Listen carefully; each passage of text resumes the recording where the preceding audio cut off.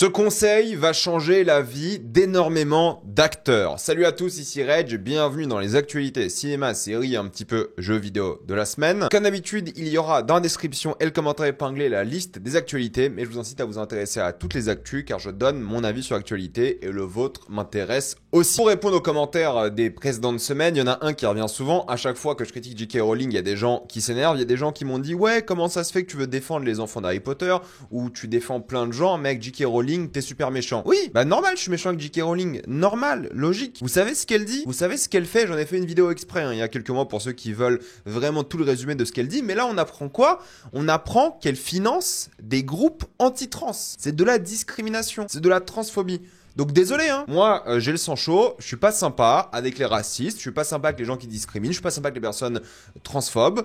Donc oui, normal, je suis pas sympa avec elles. C'est ça le souci. Donc il y a un moment, je suis désolé de commencer la vidéo comme ça, mais je ne peux pas être sympa avec ces gens-là. Je ne dois pas le respect à tout le monde. Et J.K. Rowling en fait partie, je ne la respecterai jamais vu ses positions. Vous allez dire, ouais, elle est féministe, je sais pas quoi. Non, elle n'est pas féministe.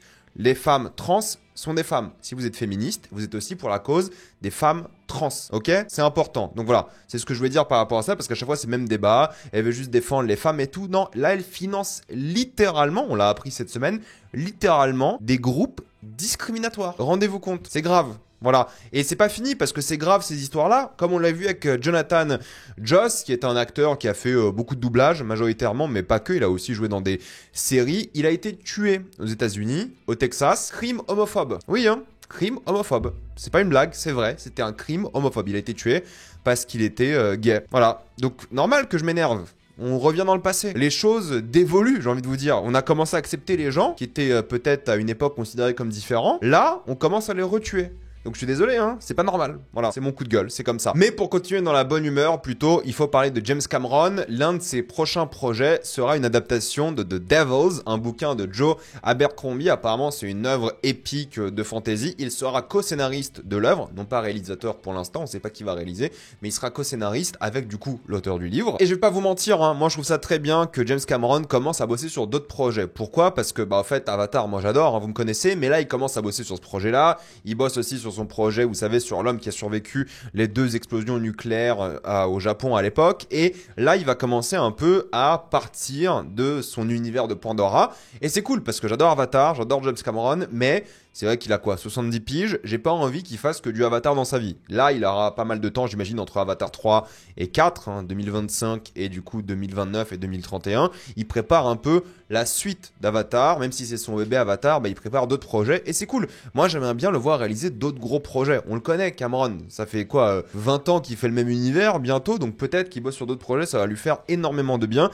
Et tu vois que vu les projets qu'il essaie de mettre en place, il commence à avoir cette envie d'explorer autre chose et je trouve que c'est une très bonne chose. Avatar, c'est très bien, il va finir sa saga, il n'y a aucun problème, mais là, qu'il fasse autre chose, c'est une très très bonne nouvelle et j'ai hâte de voir ce qu'il va faire. Apparemment, le livre est vachement bien, il est sorti, si je dis pas de bêtises, cette année, donc c'est cool que sa boîte de production ait acheté les droits et qu'il travaille, lui, directement dessus. Si on parle de projet avec Ana de Armas, pour ceux qui veulent, hein, j'ai sorti ma critique de Ballerina hier, il y a le projet avec Ana de Armas et Tom Cruise. C'est littéralement l'histoire d'astronautes, alors oui, astronautes, qui vont aller dans une tranchée sous-marine.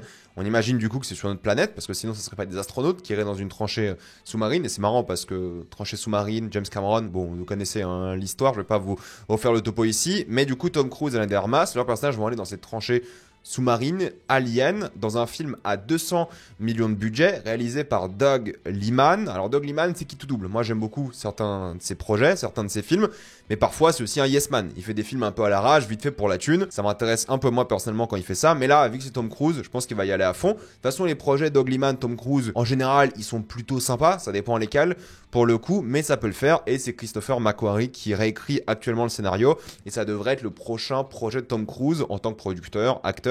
Après évidemment le Inaritu, mais le Inaritu je suis pas sûr qu'il soit producteur, à voir, mais peu importe, ça sera un gros film d'action. C'est pas le film dans l'espace pour le coup, mais on imagine que beaucoup du film sera sous l'eau. J'ai hâte de voir ça, je suis curieux, j'aime beaucoup les films alors de l'être dans l'espace de une, mais sous l'eau aussi, sous l'eau Alien, ça peut être hyper intéressant. On sait pas ce qui se passe dans cette tranchée, j'espère que le tournage va commencer bientôt, je pense qu'il pourrait sortir dans 2-3 ans, ça peut être très intéressant. De toute façon ils travaillent ensemble en ce moment parce que lui a même félicité Ballerina, il a dit que c'était un film très sympathique d'action, donc on verra bien ce que ça va donner. De toute façon moi Tom Cruise j'adore, Ana de Armas c'est une carrière vraiment intéressante. Bon, l'équipe technique derrière, ça peut être très cool aussi, donc j'ai hâte de voir ça, j'espère dans quelques années. Mais bon, maintenant que Mission Impossible est finie, je pense que ça va le faire plutôt rapidement. Pedro Almodovar aussi travaille sur son prochain film. Le tournage va commencer ce mois-ci avec Victoria Luengo, que vous voyez sur la photo ici en jaune, qui a joué dans l'excellente série Anti-Disturbios, qui était vraiment bien, et Patrick Criado. Donc Pedro Almodovar, moi j'ai bien aimé son précédent film, La Chambre d'à côté. J'en avais parlé en vidéo, qui était très cool. Donc j'ai hâte de voir aussi son prochain projet. En termes de bande-annonce, on a eu pas mal cette semaine avec The Big, Bold, Beautiful Journey, Colin Farrell, Margot Robbie. C'est un film qui a l'air très beau, très touchant. C'est une histoire d'amour à travers les âges et en même temps un peu de fantaisie et tout. Ça a l'air vachement bien. La bande-annonce est un peu longue, je trouve, mais ça permet d'avoir une vraie ambiance qui se dégage de cette bande-annonce. Donc ça donne envie, quoi. C'est cool. Ça sortira du coup à l'automne chez nous. Je le regarderai. Je pense que j'en parlerai parce que ça peut vraiment mettre une claque à beaucoup de personnes. Je pense qu'on va tous chialer à la fin. On a aussi la bande-annonce de Wicked for Good et moi j'avais vraiment défendu. J'avais vraiment aimé le premier Wicked et cette bande-annonce de Wicked for Good me semble déjà meilleure que les premières bandes-annonces qu'on a vues, l'esthétique, la photographie, les chansons, ça a l'air vachement bien. Pour le coup, ça a l'air d'être une partie 2 qui conclut bien l'intrigue, qui conclut bien l'histoire, qui donne envie vraiment de se déplacer en salle. Je pense que ce sera un énorme succès, hein, cette partie 2 de Wicked, parce que oui, la partie 1 était vraiment bien, divertissante, bien mise en scène, un pur plaisir pour le coup, donc j'ai très hâte de voir ça, et la bande-annonce m'a vraiment motivé, largement meilleure que les bandes-annonces qu'on avait vues à l'époque pour la première partie. Là, ça donne clairement envie. Pour le coup, on avait la bande-annonce de Black Phone 2 qui a été diffusée. Et honnêtement, moi, Black Phone, j'avais bien aimé sans plus. Voilà, c'était sympathique, ça se regarde. Mais là, la bande-annonce du deuxième m'a donné clairement envie. Le délire de vengeance, sous la neige, l'ambiance de la bande-annonce, c'est peut-être la bande-annonce la plus réussie de cette vidéo actualité parce qu'il y en a quand même pas mal. Et je me suis dit, ok, Black Phone 2, en vrai, je suis un peu chaud. En vrai, ça me donne un peu envie, donc j'ai hâte de voir ce que ça va donner. Je pense que ça peut être bien. Ils ont trouvé une nouvelle idée pour le concept et tout en gardant le concept de base du téléphone et tout, le masque, Ethan Hawke. Ouais, franchement, je suis chaud. Je pense que ça peut être vraiment très très cool. Si on reste chez Blumhouse, il faut parler du coup de Phasmophobia qui a été annoncé en tant que film. Et oui, vous savez, le jeu vidéo à succès, le jeu coopératif d'horreur que les gens adorent. J'y ai jamais réellement joué pour le coup. Ça me fait un peu peur, les jeux vidéo, j'avoue. Les films, non, mais les jeux vidéo, ça me fait un peu flipper. Là, ça sera adapté du coup au cinéma. Pourquoi pas? Alors bon, ce genre de truc, c'est toujours pareil. Je me dis, ok, des films comme Phasmophobia, il y en a eu plein. Je veux dire, c'est un concept de cinéma à la base. C'est pas un concept de jeu vidéo, entre guillemets. On se comprend. C'est un truc qui a été fait des milliers de fois. C'est un délire un peu à la Poltergeist, de ce que moi j'ai joué un peu au jeu. Pas que, hein, évidemment, mais voilà, ça au cinéma, ça a été fait 1 milliard de fois. Donc c'est quoi la différence entre ça et du coup le jeu vidéo? Quelles seront les choses qui vont être un lien intéressant entre les deux? Qu'est-ce qui sera l'originalité? Là, ils prennent juste une licence connue pour le jeu vidéo, ils veulent en faire un film. Why not? Pourquoi pas? Vous me connaissez, hein, toujours bénéfice du doute. Si c'est bien, je m'en fous, hein. Le reste, jeu vidéo, bouquin, peu importe, on verra ce que ça va donner. Blumhouse, c'est compliqué parce que Blumhouse, ils mettent pas beaucoup d'argent sur des projets et généralement c'est pas très très bien, mais bon, je vais pas juger une entreprise entière par rapport à la majorité de leurs projets parce que parfois ils ont quand même quelques belles surprises. Donc pourquoi pas ce projet-là, si il est bien. Allez, en termes de lore aussi, il peut y avoir des choses intéressantes, mais encore une fois, en termes de cinéma, ça a déjà été fait 1000 fois, quoi. C'est comme les gens qui disent, ouais, je veux Red Dead 2. À chaque fois, je pense à ça parce que les gens en parlent souvent. Je veux Red Dead au cinéma. Ouais, c'est un western, Red Dead. Je veux dire, il y a rien de spécial, de choquant pour le cinéma, quoi. Enfin, on se comprend, hein. Je dis pas que l'histoire de Red Dead est pas incroyable du 2, j'ai pas fait le 2.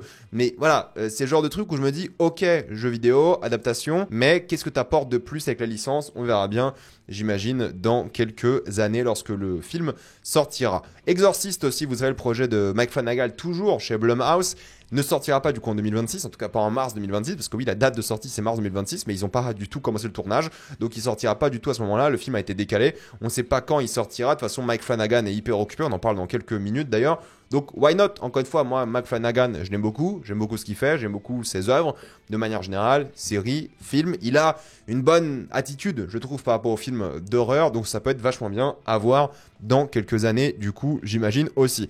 C'est Blumhouse qui a récupéré les droits de Saw. Rappelez-vous, un Saw était en galère, ils avaient complètement annulé le nouveau film qui devait sortir, quoi, le 11e, du coup, et ils étaient dans une sorte de limbo légal et en même temps pas vraiment d'envie de faire ce genre de projet. Pourtant, Saw, ça rapporte de la thune, ce qui est assez étonnant.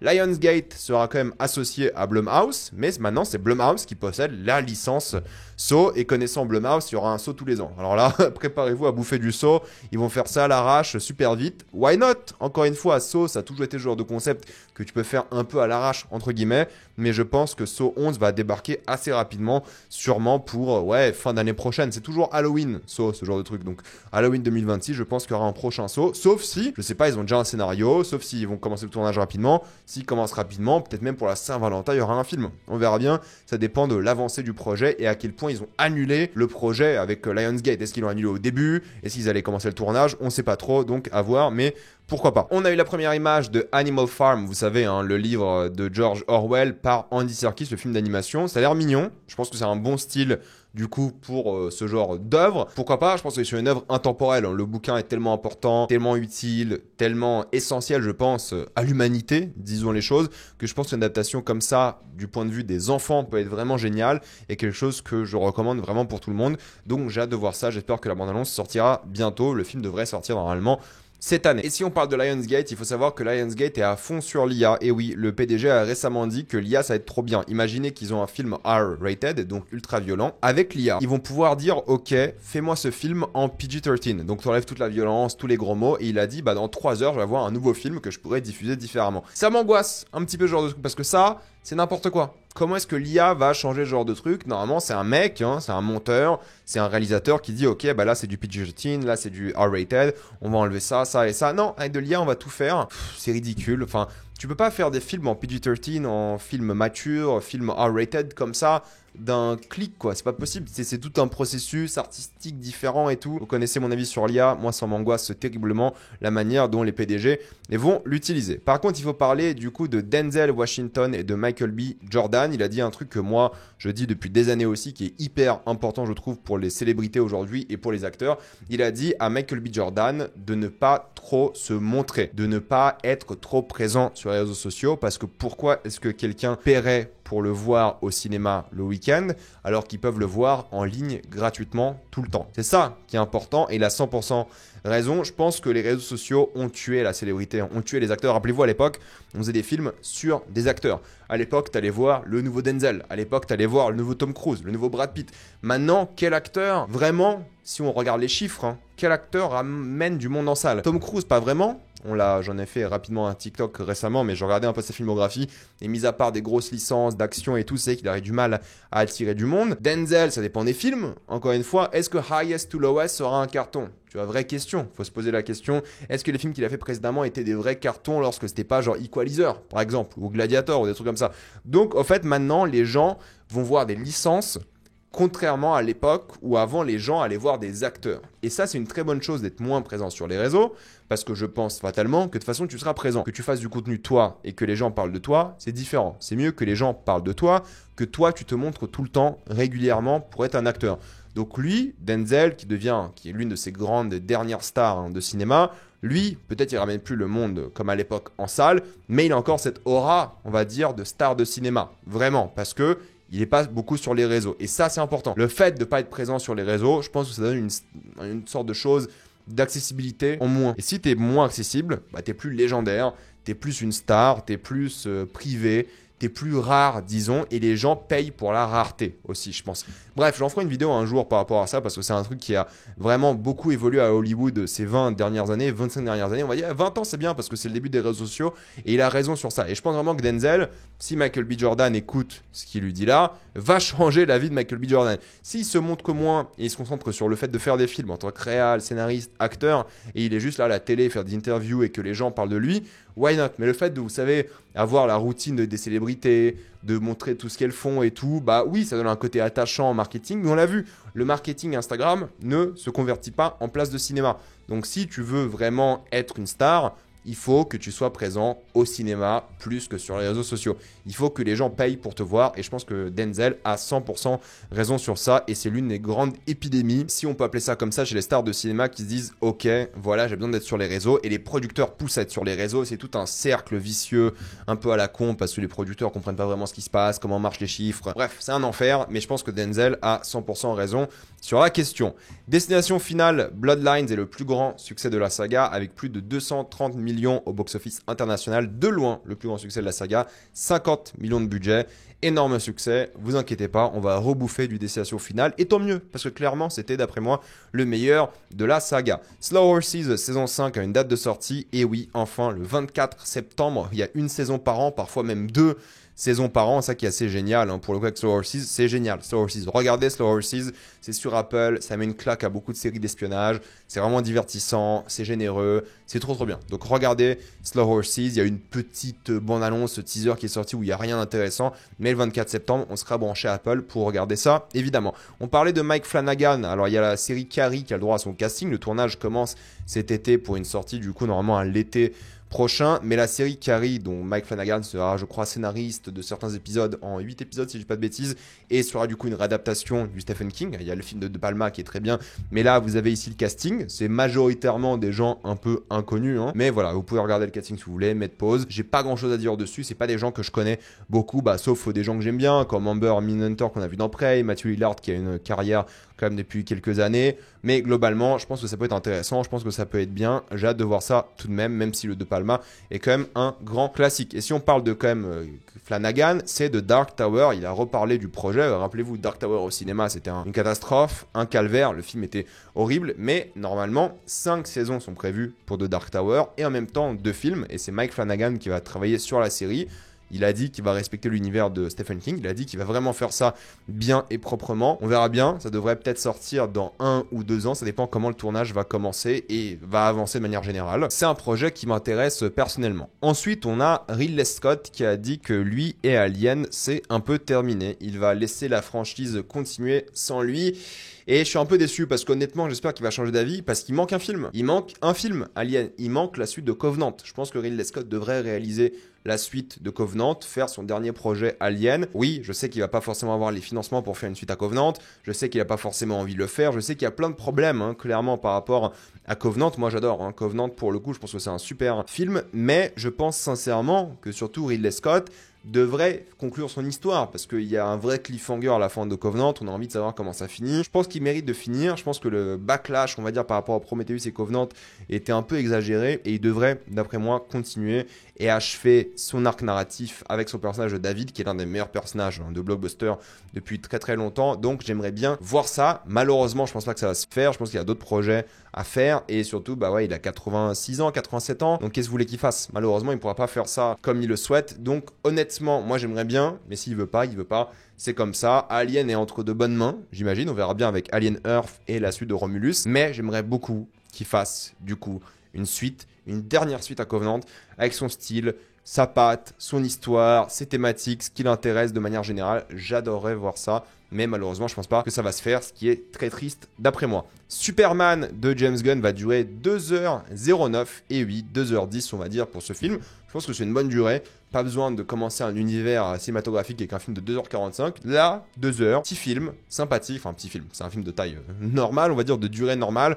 Pour un blockbuster, du coup, ça fait plaisir. J'ai hâte de voir ça. Et un point sur les jeux vidéo avec le State of Play qui a eu lieu hier, qui, moi, j'avais regardé en live avec vous, m'avait un petit peu déçu. Il y a des trucs sympathiques que moi, je connaissais pas, comme Pragmata qui sortira du coup l'année prochaine. Ça peut être sympathique, intéressant. Silent Hill F, pourquoi pas. Voilà, c'est les choses qui moi m'intéressent. Nioh 3, moi j'ai jamais réellement accroché à Nioh, j'ai essayé, c'était pas mon truc. Et il y avait plein de jeux japonais. Alors pour les fans, je pense que ça peut être très bien. Moi, c'est pas ce qui m'intéressait au State of Play. Il y a rien qui m'a vraiment fasciné au State of Play. Alors je sais qu'il y a le Summer Game Fest ce vendredi, je pense que je regarderai aussi en live avec vous, mais voilà, pour l'instant le State of Play était un peu décevant. Il y a des trucs sympathiques hein, comme par exemple le First Light 007 qui a été officiellement montré. Alors j'ai des choses à dire. Premièrement, je suis pas spécialement fan de la vibe de l'œuvre. Alors moi j'adore James Bond, comme tout le monde, j'ai vu tous les films et tout, bien évidemment. Mais le délire un peu Nathan Drake, presque même Ethan Hunt, je trouve, je suis conscient, c'est un prequel, c'est un jeune James Bond, mais je sais pas si le jeu, et on aura du gameplay cette semaine, hein, si le jeu sera genre un immersive sim comme les Hitman, qui apparemment sont très bons, que moi j'ai pas fait, faut que je les fasse, parce que c'est même développeur. Est-ce que ça serait une sorte de immersive sim comme ça, où tu pourrais être un peu à la James Bond avec des moments narratifs vraiment cool? Est-ce que ça sera vraiment Uncharted? Uncharted, parce que quand tu regardes la bande-annonce, tu dis ok, bah, en fait c'est Uncharted, il est même jeune et tout. Il y a un truc où il fait de l'humour. Alors c'est Patrick Gibson, hein, l'acteur, ce qui était assez drôle parce que quand j'ai fait le live, je me suis dit bah je le connais quelque part, tu vois. Il me dit un truc, mais oui, c'est le mec qui joue Dexter.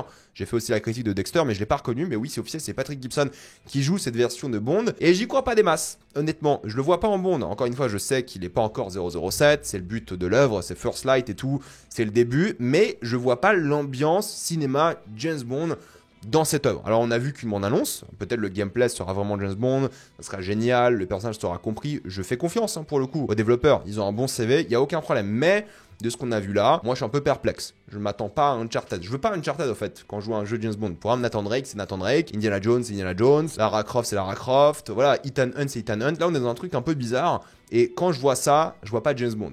Encore une fois, c'est un teaser, une bande-annonce, aucun problème, les choses vont sûrement évoluer, mais c'est voilà mon premier ressenti par rapport à ça quand j'ai vu la bande-annonce pendant quelques minutes. Mais je pense que lui peut faire le taf, juste faut voir comment il est écrit, comment il est développé. Et pour finir, j'ai envie de parler de The Witcher 4. Alors moi j'avais dit que la démo technique qui était montrée était géniale, mais je trouve qu'on a été un peu menti. Alors attention, parce que je vais dire des choses par rapport au State of Unreal. Le State of Unreal qui a été montré, et vous me connaissez, un grand fan de The Witcher, le State of Unreal, le mec est venu manette en main avec une bande-annonce de The Witcher. Donc il y avait une bande-annonce littéralement cinématique de The Witcher avant le début de la démo. Et ensuite il présente la démo comme The Witcher. Il y a même une sorte de cliffhanger à la fin de la démo en mode regardez, les fans de The Witcher vont kiffer ça.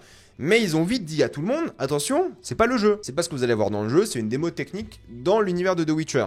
Mais je trouve ça un peu bizarre de commencer du coup cette cérémonie avec une bande-annonce, avec un cliffhanger, manette en main, alors que clairement il jouait pas, on est d'accord. Il y a un moment, je trouve ça un peu louche, bizarre. Pourquoi tu nous teases la démo technique de The Witcher avec du faux vrai gameplay, parce que ça ressemble à ça, mais c'est pas vraiment ça. Du coup, les gens ont des attentes, ils vont penser que c'est un downgrade. Et rappelez-vous le downgrade à l'époque de The Witcher 3. Moi, je m'en fous, hein. Le jeu, c'était un chef-d'œuvre. L'un de mes jeux préférés de tous les temps. C'était un énorme jeu.